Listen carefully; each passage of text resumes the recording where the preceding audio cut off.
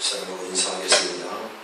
우리 교회는 마음이 따뜻하고 평안한 교회입니다. 시작.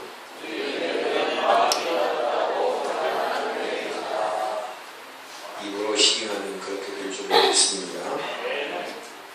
같이 따라하실까요? 모든 것이 다 하나님의 은혜입니다. 뒷사람에게 인사하세요. 모든 것이 하나님의 은혜입니다. 시작. 예, 그렇습니다. 은혜 아닌 것이 없습니다. 우리가 매일매일 살아가는 거 생각하고 말하고 먹고 입고 쓰고 어느 것 하나 하나님의 은혜 아닌 것이 없습니다. 또 더욱이 은혜 아니면 살 수 없는 것은 우리의 의지와 우리의 힘으로 살 수 없다는 것입니다. 결과적으로 은혜는 하나님께서 주시는 것인데 그 은혜가 뭘까? 이 시대 속에서 하나님의 은혜 없이 살 수 없는 이 은혜가 무엇일까? 성경에 보면 구약에 히브리 말로 헨이라는 말을 씁니다. 이 헨이 은혜라 그런 뜻입니다. 성경에 보면 창세기 6장 8절에 보면 노아의 방주 사건 이야기가 나옵니다. 거기 6장 8절을 읽어보면 거기에 노아는 하나님께 은혜를 입은 자였더라 그랬습니다. 여기에서 말하는 은혜가 헨이라는 뜻입니다. 그러면 헨의 뜻이 뭘까? 그것은 경건하게 사는 자에게 또 말로 할 수 없는 고통을 당하는 자에게 하나님이 함께 하시는 것, 그런 것을 히브리 말로 표현할 때 헨이라 그렇게 표현하기도 합니다. 또 하나는 알 수 없는 세상 삶에 있어서 하나님의 은혜를 주셔서 어떤 상황을 분별케 하시는 것, 즉 사람들이 알지 못하는 것을 노아는 알고 그 하나님의 뜻을 분별할 수 있도록 하는, 바로 그와 같은 내용이 은혜, 헨이라고 하는 단어를 썼습니다. 또 구약에 보면 라하임이라는 단어를 쓰고 헤세드라는 단어를 쓰기도 합니다. 이것도 역시 은혜의 동의어입니다. 그럼 헤세드나 라하임은 뭘까? 이것은 조건 없이 주시는 겁니다. 어떤 내가 누구에게 뭐를 베풀었는데 그 베푼 것에 대해서 내가 다시 뭔가를 보상 또는 배상 받으려고 하는 그런 것이 아니라 그냥 준 것으로 끝나고 베푼 것으로 끝나고 아무런 대가를 요구하지 않는 것, 그런 것이 바로 이 라하임 또는 헤세드. 그래서 우리는 헤세드 하면 하나님의 마음, 그 하나님의 사랑, 그런 걸 우리가 이제 생각을 할 수 있습니다. 이 말씀은 또 구약에서 이 신약으로 넘어오면서 누가복음 4장의 최초로 예수님께서 이 베들레헴에서 하나님의 말씀을 증거하시죠. 안식일의 회당에서 이사야서 61장을 예수님께서 많은 사람들에게 가르치셨습니다. 성령이 내게 임하여서 내가 이 땅에 왔는데, 하나님의 독생자로 왔는데 내가 전하는 것은 가난한 자에게 복음을, 눌린 자에게 자유를, 포로된 자에게 풀림을, 이렇게 말씀을 쭉 하셨습니다. 그때 많은 사람들이 예수님 입에서 나오시는 말씀을 은혜와 진리가 충만했다 그렇게 표현을 하고 있습니다. 그러니까 예수님 말씀하시는 것이 은혜와 진리가 풍성한. 그러니까 거기에 보면 역시 그 헨이라고 하는 구약이 히브리 말이 다시 헬라어로 바뀌어지는데 헬라어로 카리스 그렇게 표현이 되고 있습니다. 그러니까 구약과 신약을 다 아우러 보면 어찌 보면 하나님의 사랑으로 말할 수 있는 절대자가 인간에게 주시는 하나님의 능력, 하나님의 사랑, 또 하나님의 역사를 보여주는 경건하게 사는 자, 즉 신앙으로 믿음으로 사는 자에게 하늘나라의 비밀을 보여주는 이와 같이 우리가 할 수 없는 놀라운 하나님만이 하실 수 있는 특별한 비밀을 우리에게 가르쳐 주시는 것, 그것이 카리스, 은혜라 이렇게 볼 수 있고, 또 한편으로는 우리가 심하게 고통을 당하고 아픔을 당하고 괴로움 속에 있을 때에 하나님께서 고통당하는 자에게 위로를 주시고 은혜를 주셔서 그로 하여금 그것을 극복하고 이길 수 있도록 그렇게 하나님이 사랑하시는 것, 이것이 헤일이고 헤세드이고 신약의 카리스마, 이렇게 우리가 이제 볼 수 있습니다. 여러분, 시대 속에서 우리가 정말 하나님의 은혜가 아니면 살 수 없습니다. 이 하나님의 은혜를 오늘 우리가 충만히 받는 시간 되시기를 축원합니다. 은혜는 그러면 누구나 다 받느냐? 그렇지 않다는 겁니다. 예. 은혜는 누구가 받을까요? 예. 사모하는 자에게 은혜를 주셨습니다. 사도행전 2장에 보면 예수님의 제자들이 우리가 아시는 대로 요한, 마가 요한의 다락방에 모여서 열심히 기도했습니다. 예수님이 하시는 말씀대로 기다리라, 사모해라. 그래서 열심히 기도했더니 성령이 그들에게 임하신 것처럼 하나님의 은혜도 사모하는 자에게 주시는 줄로 믿습니다. 바꿔서 얘기하면 아무나 은혜를 받는 게 아니라 성숙한 사람이 은혜를 받을 수 있다라고 해서 아시죠? 성숙이란 단어가 뭘까? 예. 뭐 두 가지로 우리가 크게 생각해 볼 수 있는데, 하나는 조직적인 이론에 의하면 이 성숙과 성장의 이론이 있습니다. 뭐 그 학자의 이름을 꼭 예라고 하면 아지리스라고 하는 학자가 최초로 이 이론을 발표했는데요. 한 공동체 조직체 안에 성장하는 것과 성숙하는 단체의 특성, 그 조직의 구성원이 그런 양상으로 나타났다 해서 이론화시킨 겁니다.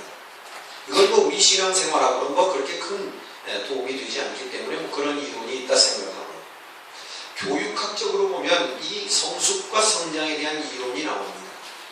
예. 성장이라는 것은 뭔가 어린아이가 태어나서부터 자랍니다.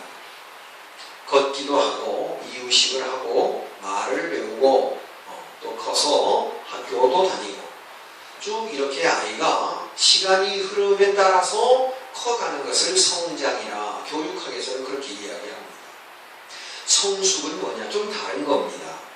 시간이 지나면서 자라는 것을 성장이라고 말하면, 성숙이라는 것은 그 성장 속에서 정신적 사고와 고뇌 속에서 또 다른 어떤 보이지 않는 매개체를 통해서 나아가는 것.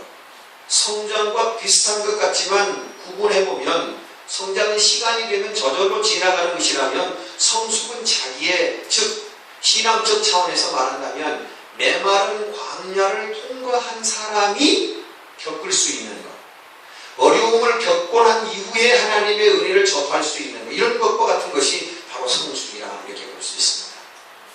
그래서 오늘 우리가 성숙과 성장, 또 은혜를 우리가 한번 생각하면서, 하나님의 은혜가 필요하고 은혜를 받아야 사는데 그 은혜는 어떤 사람이 받는가? 사모하는 사람이 받고, 신앙에 성숙한 사람이, 그냥 시간이 지나면 예수를 1년 믿고 2년 믿고 10년 믿고 20년 믿고 되면 자동으로 되는 게 아니라, 예수를 5년 믿고, 아니 1년 믿어도, 아니 지금 믿었어도 하나님과의 깊은 영적인 충돌 속에서 나의 자신은 없어지고 하나님이 내 자신의 삶의 주인이 되었을 때 오늘 우리는 성숙한 사람이 될 수 있다는 겁니다. 20년, 30년 예수 믿어도 성숙하지 못하고 성장을 했을는지 모르지만 성숙한 신앙인이 될 수 없는 것은 오늘 우리의 내적인 신앙의 메마른 광야를 통과하는 그런 아픔을 겪은 사람이 성숙한 사람이 될 수 있다는 것입니다. 그 사람이 누리는 것이 진짜 하나님의 은혜라는 것입니다. 그 사람에게 하나님의 은혜가 임한다는 것입니다. 사랑하는 성도 여러분, 시간이 지나가면 아이가 커서 학교 가고, 아이가 커서 뭐 결혼하고, 뭐 아이가 어른 되고, 그런 것이 성장이라면 오늘 우리의 신앙은 성장보다는 오늘 우리가 메말고 거치는 이 시대 속에서 황량한 광야를 거닐고 그 가운데서 하나님을 만나고 감동하고 감격하고 기쁨을 누리는 성숙한 은혜의 소유자들이 다 되시기를 바랍니다. 은혜는 하나님이 주시는 것입니다. 하나님은 은혜를 우리에게 주십니다. 그래서 주님은 우리에게 말씀하셨죠. 누구든지 구하라고. 누구든지 구하라고. 왜 그랬을까요? 여러분, 요한복음 요한복음 14장 14절의 말씀 보면 내 이름으로 무엇이든지 내게 구하면 내가 행하리라. 마태복음 21장 22절에 너희가 기도할 때에 무엇이든지 믿고 구하는 것은 다 받으리라 하시니라. 야고보서 1장 5절에 너희 중에 누구든지 지혜가 부족하거든 모든 사람에게 후히 주시고 꾸짖지 아니하시는 하나님께 구하라 그리하면 주시리라. 요한복음 15장 7절에 너희가 내 안에 거하고 내 말이 너희 안에 거하면 무엇이든지 원하는 대로 구하라 그리하면 이루리라. 늘 끊임없이 주님은 우리에게 구하라고 말씀하셨습니다. 구하는 자가 얻게 될 줄로 믿습니다. 찾는 자가 찾게 될 줄로 믿습니다. 두드리는 자에게 열리는 하나님의 은혜가 있게 될 줄을 믿습니다. 우리 주님은 모든 것을 우리에게 주셨습니다. 마치 어머니가 탯줄을 통해서 아이에게 모든 영양분을 공급하고 아이가 출생하면 커가는 과정에서 어머니가 그 아이에게 모든 것을 주는 것처럼 우리가 예수님을 믿고 예수 안에 살아가는 그 순간 우리에게 모든 것을 우리 주님이 주셨습니다. 여러분, 예수 안에 생명이 있고 예수 안에 건강이 있고 예수 안에 문제의 해결이 있고 예수 안에 기적의 역사가 있게 된다는 것을 믿으시기를 바랍니다. 그러므로 우리가 예수 안에서 찾아야 합니다. 무엇은? 은혜를 말입니다. 구하는 자에게 주시는 하나님의 은혜를 사모하시기를 바랍니다. 오늘 하나님의 은혜 안에서 이 세상을 살아가는 빛나고 복된 성숙한 은혜의 소유자들이 다 되시기를 축원합니다. 시골 통나무집에서 한 병약한 남자가 살고 있었습니다. 이 사람은 몸이 너무 허약하고 자기에게 있는 고질적인 병이 있어서 병을 치료하기 위해서 부단히 노력하는 사람이었습니다. 그런데 그는 외딴 집에 그렇게 떨어져 살면서 힘들게 자기의 건강을 위해서 살아가는데, 그러나 그 집 문 앞에는 항상 그 집을 통과해 갈 때마다 거추장스럽게도 큰 바위가 떡하니 버티고 서 있었습니다. 여간 불편하지 않았습니다. 그래서 그는 늘 이 바위가 좀 없어졌으면 좋겠다. 그래서 그는 어느 날부터 자기도 모르게 그런 기도를 드렸습니다. 하나님, 이 바위를 좀 옮겨주시면 안 될까요? 그렇게 기도를 시작했습니다. 그런데 어느 날 기도하는데 그의 기도 가운데 하나님의 음성이 들렸습니다. 사랑하는 아들아, 집 앞에 바위를 매일 밀어라. 그런 음성이 들렸습니다. 그래서 그 사람은 건 8개월 동안 매일 아침과 저녁으로 바위를 힘껏 밀었습니다. 그러다가 시간이 많이 흘렀는데 어느 날 보니까 조금도 바위가 옮겨져 있지 않는 것이었습니다. 오랫동안 기도했는데 바위는 그 자리 그대로 있었습니다. 그 순간 여러 가지 생각이 겹치면서 하나님 무심하시지. 내가 하루 이틀도 아니고 매일 2번씩 하나님 앞에 기도하면서 이 바위를 밀었는데 바위는 단 1mm도 안 가고 그대로 있는 것 같으니 하나님 너무 무심하시네. 그리고서 이 사람이 시험이 들어버렸습니다. 여러분, 우리가 신앙적으로 보면 우리가 시험에 들 때 있지 않습니까? 물론 그것이 자이든 타이든 간에 시험 드는 것은 극복해야 될 대상이죠. 그렇잖아요. 사단이 주는 시험이든 하나님이 우리를 성장하시기 위해서 성숙한 신앙의 소유자 되기 위해서 우리에게 시험을 주시면 이기면 됩니다. 지면은 안 돼요. 그렇잖아요. 근데 대개 보면 시험 드신 분들 보면 꼭 병 들어갈 때 시험이 들어요. 시험이 들어요. 근데 점검이 필요하지요. 그렇잖아요. 이 사람도 시험이 들었습니다. 어떤 교회에 새롭게 등록하신 분이 한 분 계셨습니다. 그분이 등록을 하셨는데 그분의 직업이 뭐냐면 세탁소였습니다. 그래서 목사님이 그냥 아무 생각 없이 무심코 그렇게 광고했다고 하죠.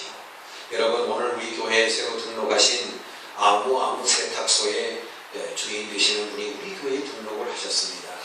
감사드리고 오늘 이제 등록을 하셨으니 우리 교회 교인이 되셨습니다. 여러분, 이제 앞으로 혹시 세탁물이 있으셔서 맡길 일이 있으시다면 땡땡 세탁소로 꼭 방문하셔서 맡겨주시면 우리가 같은 교우로서 얼마나 좋은 일이겠습니까? 그렇게 광고를 했는데 그 다음 주부터 한 집사님 가정이 안 나왔습니다. 물어봤더니 기존에 세탁소를 하시는 집사님 가정이었습니다. 신혼이 없습니다. 물론 목사님께서 말씀하실 때 양쪽 집을 잘 같이 가까운 데 있는 분은 가까운 데 가라고 그렇게 광고했으면 더 지혜로웠을 텐데 물론 부족한 면이 없잖아 있습니다만은 그러나 참 아쉬움이 있습니다. 새로 오신 분에게 세탁소 많이 이용해 달라고 하니까 왜요? 신혼이 드는 것은 신이 아직 병 들어가기 때문에 그런 거 아닌가 그런 생각도 우리가 스스로 해보아야 한다는 사실입니다. 이 사람도 역시 기도를 오랫동안 했음에도 불구하고 1mm도 바위가 안 움직이니까 시험이 들었습니다. 그래서 어느 날 원망 섞인 기도를 하나님께 했습니다. 하나님 제가 그동안 헛수고를 했습니다. 하나님 앞에 괜히 기도한 것 같습니다. 바위가 전혀 단 1mm도 옮겨지지 않았으니까 말이죠. 그랬더니 갑자기 하나님께서 말씀을 하셨습니다. 야 사랑하는 아들아 나는 너에게 바위를 옮기라고 한 적이 없다. 그냥 밀라고 했다. 가서 거울을 보아. 그 순간 그 남자는 거울 앞에 섰습니다. 놀랐습니다. 깜짝 놀랐습니다. 그동안 몰라보게 건강도 해졌고 근육도 생겨. 요즘은 왕자마음이에요. 그리고 그렇게 고통스러웠던 고질병인 기침도 한순간에 다 멈춰져 있는 것을 그 사람이 발견하게 된 것입니다. 사랑하는 성도 여러분, 바위가 옮겨진 것이 아니라 자신이 변화된 것을 보게 되었다 그 말입니다. 하나님의 말씀에 순종하면 내가 원하는 것이 아니라 하나님의 위대한 뜻이 나에게 실현된다는 것을 알았으면 합니다. 오늘 본문의 말씀으로 돌아갑니다. 빌립보 교회가 세워진 내용을 우리는 너무나 잘 압니다. 사도행전 16장 13절에 보면 바울 사도는 2차 전도 여행을 할 때에 빌립보 지역에 들어오죠.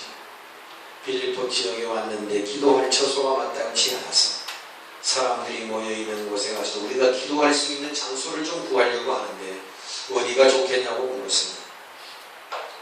함께하던 그 아남네들이 이렇게 얘기합니다.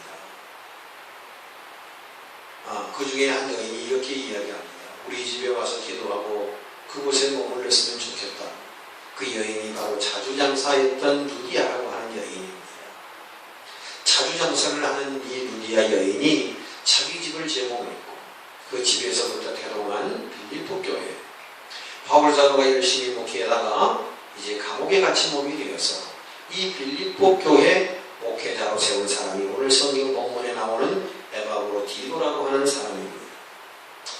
그런데 놀라운 것은 이 에바브로디도가 큰 병에 걸렸습니다. 오늘 말씀 27절에 보니까 그가 병들어 죽게 되었다 했으니 굉장히 큰 중병에 걸린 것이 틀림이 없습니다. 오죽하면 그가 죽게 되었다는 말을 쓰겠습니다. 그런데 에바브로디도를 염려하고 기다리는 빌립보 교회 교인들을 생각하니 이게 참 걱정이 앞섭니다. 목회자요. 또 빌립보 교회 교인들을 대표해서 감옥에 갇혀있는 바울 사도에게 안부를 전하러 가는 이 과정에 있는 에바브로디도가 몹쓸 죽을 병에 걸렸으니 이게 얼마나 난감한 일입니까? 이런 과정에서 나타나는 일련의 몇 가지 사건을 오늘 우리에게 바울 사도와 에바브로디도가 우리에게 가르쳐주는 소위 성숙한 의의 자리로 나아가는 신앙의 모습을 오늘 우리에게 보여주고 있다 하는 얘기입니다.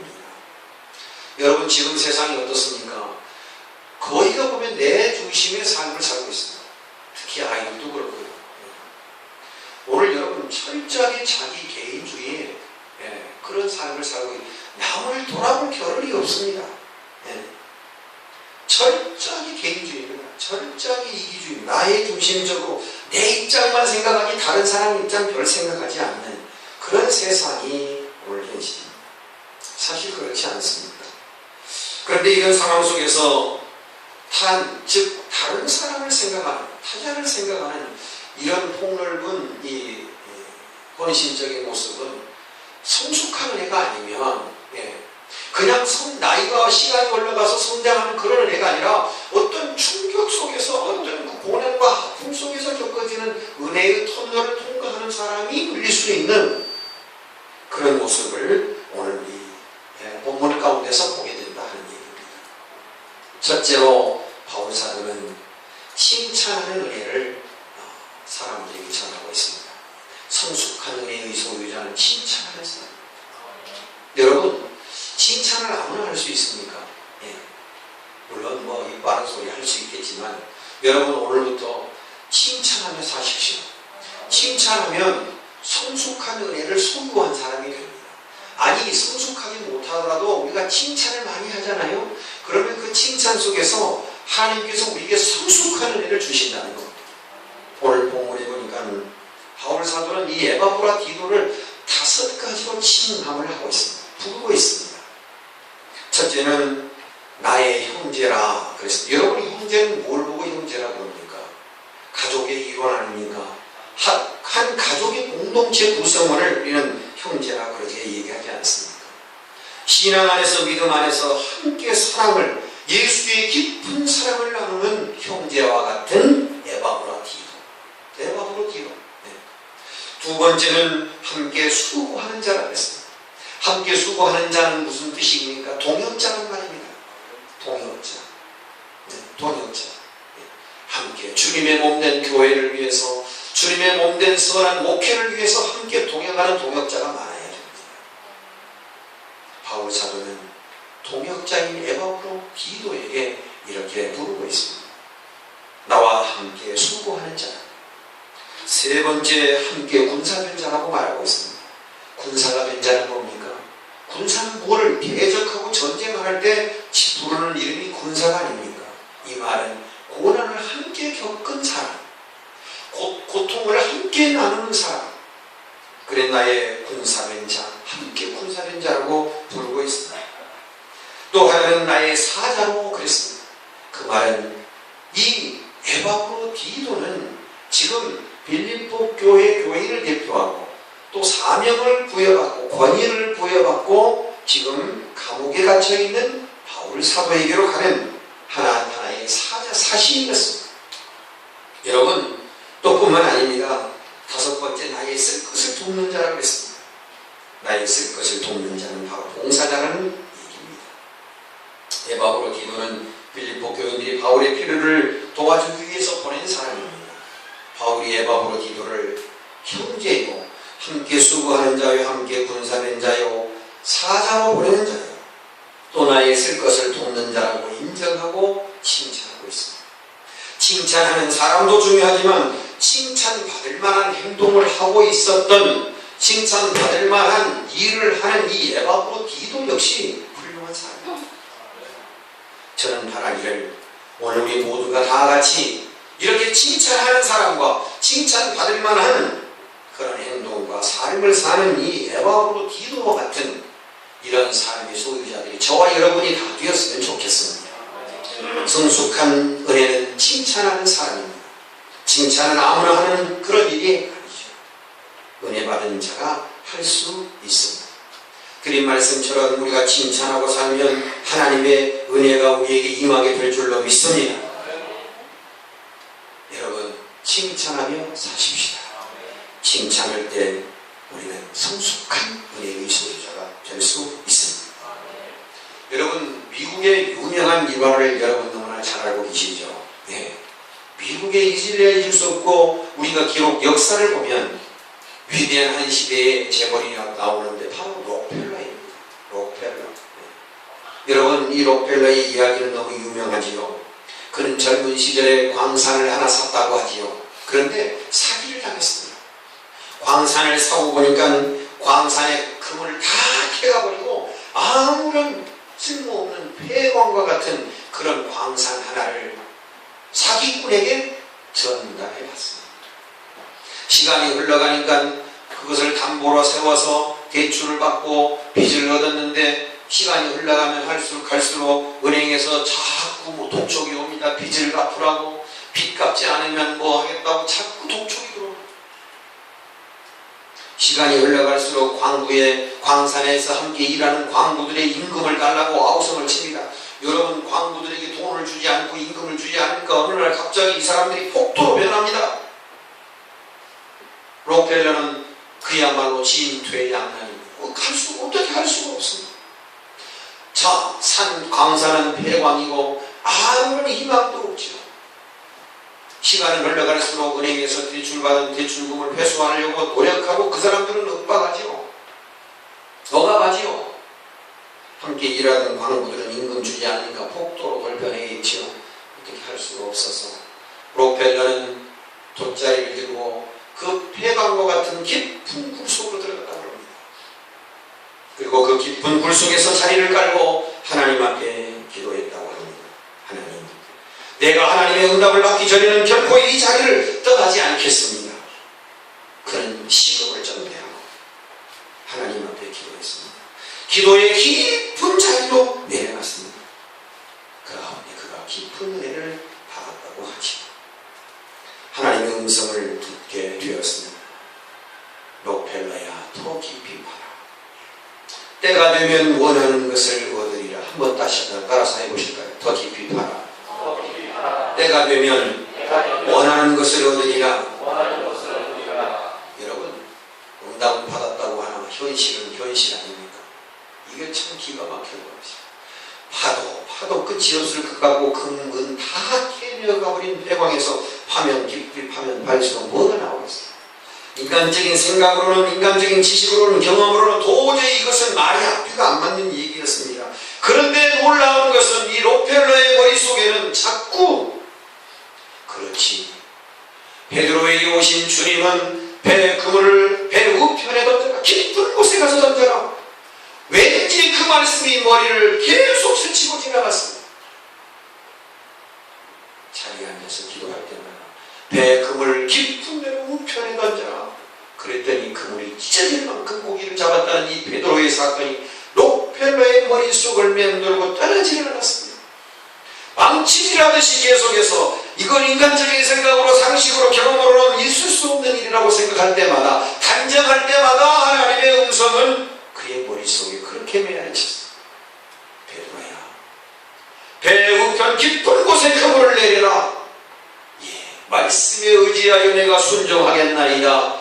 그물이 찢어질 만큼 고기를 잡은 베드로의 사건이 이 록펠러의 가슴을 휘몰아쳤습니다.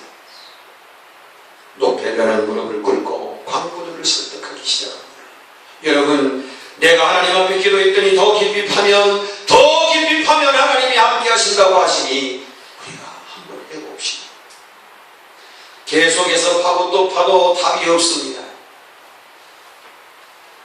좌절하고 실망할 때쯤에 놀라운 기적 같은 일이 일어났습니다. 계속해서 땅을 파내려가는 중에 펑 하고 소리가 터지면서 큰 거대한 물줄기 같은 것이 터져나왔습니다. 그런데 지금까지 보았던 지하수의 물줄기와는 전혀 다른 상황이었습니다. 자세히 살펴보니 시커먼 원유의 유전이 그곳에서 터져나왔습니다. 우리가 너무나 잘 아시는 대로 그 순간 그는 그 유전으로 인하여서 미국에서 제일 가는 부자가 되었다는 것 우리가 너무나 잘 알고 있지 않습니까? 깊은 곳으로 이런 기적이 일어난다는 사실입니다.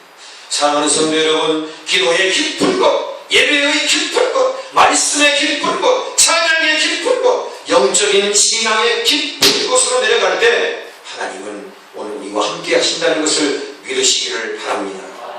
어떤 상황에서도 포기하지 말고 노력하십시다.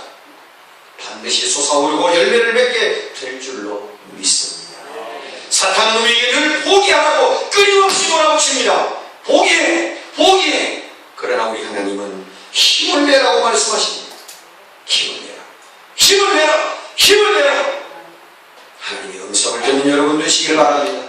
사탄의 음성을 듣지 마시고 하나님의 음성의 귀를 기울이시기를 축원합니다. 칭찬하는 사람, 칭찬받을 만한 행동을 하는 성숙한 은혜의 소유자, 하나님 기뻐하시는 자인 줄로 믿습니다. 두 번째 28절의 말씀을 보면 그러므로 내가 더욱 급히 깊이 그를 보낸 것은 너희로 그를 다시 보고 기뻐하게 하며 내 근심도 덜려하리라. 여러분 기뻐하십시오. 어떤 상황에서도 기뻐하십시오. 일이 안 돼도 기뻐하십시오. 문제가 있어도 기뻐하십시오. 고난 가운데 있어도 기뻐하시기를 바랍니다. 아무나 기뻐할 수 있는 일이 아닙니다. 기쁨의 근원은 하나님이신 것을 믿으시기를 바랍니다. 오늘 아침 새벽에도 말씀드렸습니다. 왜 우리가 기뻐해야 할까요? 우리가 예수를 믿고 새롭게 시작하면, 내가 예수님을 만나면 고린도후서 9장 17절에 그리스도 예수 안에 있으면 새로운 피조물이라 보라 이전 것은 지나갔으니 새것이 되었도다. 이 새것이라고 하는 것이 무엇을 의미합니까? 과거의 나의 모든 죄된 것, 잘못된 것을 단절하고 예수와 함께 시작하는 새로운 뉴 스타트입니다. 새 출발입니다. 새로운 것은 항상 기대 속에 감격에 쌓여 있습니다. 그렇지 않습니까? 오늘도 하나님이 나를 통해서 어떤 역사를 이루실까? 오늘도 하나님께서 나에게 어떤 기쁨을 주실까? 과거에 나는 늘 나는 뭐 되는 게 없고 나는 이런 사람이고 나는 뭐 이런 환경이고 나는 뭐 또 나의 약점과 나의 단점이 너무 잘합니다. 그러나 하나님은 말씀하십니다. 예수 안에 있으면 새로운 자 옛날 거 다 지워버리고 오늘 이 시점부터 예수를 만나는 이 순간부터 새롭게 사용하시고자 하시는 주님의 음성을 들으시기를 축원합니다. 여러분 오늘 28절을 보십시오. 죽을 병에 걸려있는 이 에바브라 디도가 나았습니다. 이것은 정말로 기쁜 일이었습니다. 앞서 드린 말씀처럼 하나님의 말씀을 들고 복음을 들고 목회자로서 또 바울 사도의 위로자로서 서 있는 이 에바브라 디도가 병에 걸려 죽게 되었다. 만약에 죽었다면 얼마나 마음이 괴롭겠습니까? 이방 사람들이 어떻게 전도할 수 있겠습니까? 예수님 잘 믿는다면서 아니 죽었다며, 아니 병 걸렸다며, 얼마나 말하기 좋은 사람들이 이걸 통해서 수많은 이야기를 들을 수밖에 없었지 않겠습니까? 그런데 오늘 바울 사도는 얼마나 기뻤는지, 어떤 병에 걸렸는지, 그 병이 어떻게 치유되었는지 그런 내용은 일치 없습니다. 그냥 하나님께서 고쳐주신, 하나님이 낫게 하신 것에 감사하고 있습니다. 무슨 병이 중요치 않습니다. 병이 어떻게 나은 것이 중요치 않습니다. 하나님이 고쳐주신 것에 대해서 감사하고 있다는 사실입니다. 사랑하는 성도 여러분, 오늘 우리 모두가 다 하나님의 기쁨의 소유자 되시기를 축원합니다. 기쁨의 근원이 되시는 주님, 그 주님이 나의 주님이 될 때에 우리는 진정한 기쁨을 누릴 수 있게 되는 것입니다. 오늘 우리의 자신이 진정으로 주님이 기뻐하시는 진정한 기쁨의 소유자가 된다는 것을 잊지 마시기를 축원합니다. 여러분 우리가 너무나 잘 압니다만 과거 정권에 실제 있었던 이야기입니다. 한 대통령이 건설회사 사장을 불러서 5.1달러가 넘치는 중동의 건설 현장에 봉사를 할 수 있겠느냐라고 물었다고 합니다. 많은 사람들이 그 얘기를 듣고 아이고 거기는 할 수 없습니다 하고 다 손을 들었는데 유난히 한 사람이 중동으로 날아갔다 와서 대통령에게 그렇게 보고했다고 합니다. 대통령님, 각하 그곳에 봉사를 할 수 있습니다. 아니 어떻게 할 수 있다는 거예요? 그곳은 날씨가 너무 덥고 물이 없고 또 뿐만 아니라 가물어서 어떻게 할 수 있는 그런 방안이 없다고 하면 당신이 어떻게 해서 할 수 있다는 겁니까? 그랬더니 예, 그곳은 1년 내내 비가 오지 않기 때문에 1년 내내 건설공사를 할 수가 있습니다. 그래요. 그러면 물은 어떻게 할 것이냐? 물은 실어 오면 됩니다. 그래요. 그럼 날씨가 50도를 오르내린다는데 그렇다면 어떻게 그것을 할 수 있습니까? 예. 50도 오르내리는 그 무더위를 극복할 수 있는 길이 있습니다. 낮에는 자고 밤에 시원할 때 일하면 됩니다. 사랑하는 성도 여러분, 똑같은 상황이지만 긍정적인 사고를 가지고 적극적인 사고를 가지고 신앙의 힘으로 나아가는 자에게는 어떤 어려움도 어떤 난관도 극복할 수 있다는 것을 우리에게 보여주는 말씀입니다. 문제가 되지 않는 것, 기쁘게 사는 겁니다. 기쁘게 살면 어둠은 물러갑니다. 네, 여러분 기쁘게 살면요 어둠은 물러갑니다. 여러분 걱정거리 있으신가요? 고민이 있으신가요? 그냥 기쁘게 사시기를 축원합니다. 짜증난 무더운 여름이지만 기쁘게 살면 오늘 하나님께서 기쁨을 주실 줄로 믿습니다. 믿습니다. 믿음이 있으면 고난을 이깁니다. 믿음은 모든 것을 이깁니다. 믿음이 없으면 모든 것이 무너집니다. 가정도 교회도 국가도 한순간에 와요. 무너져버립니다. 믿음 없는 모든 것은 무가치 하며 무용지물입니다. 그런데 믿음이 있으면 능치 못할 것이 없습니다. 믿음이 있으면 언제 어떤 상황 속에서도 기뻐할 수 있고 찬양할 수 있습니다. 믿음이 없으면 어둠과 공포와 슬픔과 허무가 지배하고 밧줄로 꽁꽁 묶어 움직이지 못하게 합니다. 그러나 믿음이 있으면 그 어떤 것도 마치 어둠에 빛이 들어오면 한순간에 어둠이 물러가듯이 믿음이 있으면 귀신도 악령도 어떤 어려움도 물러가게 될 줄로 믿습니다. 믿음이 없으면 눈물과 한숨과 불안에서 헤어나올 수 없습니다. 그러나 믿음이 들어가면 모든 것이 다 해결될 줄로 믿습니다. 믿음의 사람은 기뻐할 수 있고 남을 기쁘게 할 수 있습니다. 이런 기쁨의 성숙한 은혜가 저와 여러분의 마음과 가정과 삶 가운데 충만하시기를 축원합니다. 세 번째, 성숙한 은혜의 소유자는 그리스도의 일을 한 사람입니다. 오늘 에바브라 기도를 보면 그렇습니다. 오늘 30절 말씀을 보면 그가 그리스도의 일을 위하여 죽기에 이르러도 그리스도의 일. 세상에 여러 가지 일이 많습니다. 자기와 가족을 위한 일, 사회 공동체를 위한 일, 자기 성공을 위해서 하는 일, 여러 가지 일이 많이 있을 수 있습니다. 그러나 중요한 것은 하나님의 일을 하는 사람. 그 사람이 성숙한 은혜를 입는 사람이라는 것을 오늘 우리에게 가르쳐 주고 있습니다. 사랑하는 성도 여러분, 오늘 귀한 말씀 가운데 우리가 느낄 수 있는 것은 무엇입니까? 은혜, 하나님이 주시는 것입니다. 그 은혜를 힘입는 자는 사모하는 자입니다. 그 은혜를 구하는 자에게 하나님께서 넉넉하게 주신다는 사실입니다. 여러분, 성숙한 은혜의 소유자가 되시기를 원하십니까? 그렇다면 칭찬하는 삶을 사십시오. 성숙한 은혜의 소유자가 되시기를 원하십니까? 기뻐하는 삶을 사십시오. 성숙한 은혜의 소유자가 되시기를 원하십니까? 그렇다면 많은 일 가운데 하나님의 일을 소중하게 여기십시오. 하나님의 일을 행하는 자를 존귀하게 여기는 그런 은혜를 누리시기를 바랍니다. 하나님께서는 환경과 사람 그리고 예상치 못했던 여러 문제들을 통해서 우리를 정금같이 다리하는 것입니다. 우리의 원한 부분을 둥글게 만들 것입니다. 이 과정을 잘 극복하고 이겨나가면 하나님께서 우리에게 성숙한 은혜를 부어주실 줄로 믿습니다. 귀한 은혜가 저와 여러분에게 있어지기를 축원합니다. 사랑의 아버지 하나님, 오늘도 우리에게 귀한 말씀을 듣게 하시니 감사합니다. 아버지 하나님, 은혜는 하나님이 주시는 것입니다. 우리가 성숙한 은혜의 소유자 되기를 소원합니다. 에바브라 기도처럼 아버지 칭찬하는 바울 사도처럼 칭찬하는 자, 칭찬받을 만한 행위와 행동을 하고 사는 삶을 사는 귀한 자나 하나님, 우리가 그러한 삶을 본받아 우리도 그와 같은 삶을 살기를 소원합니다. 하나님, 우리를 붙들어 주시고 인도하여 주옵소서. 거룩하신 예수님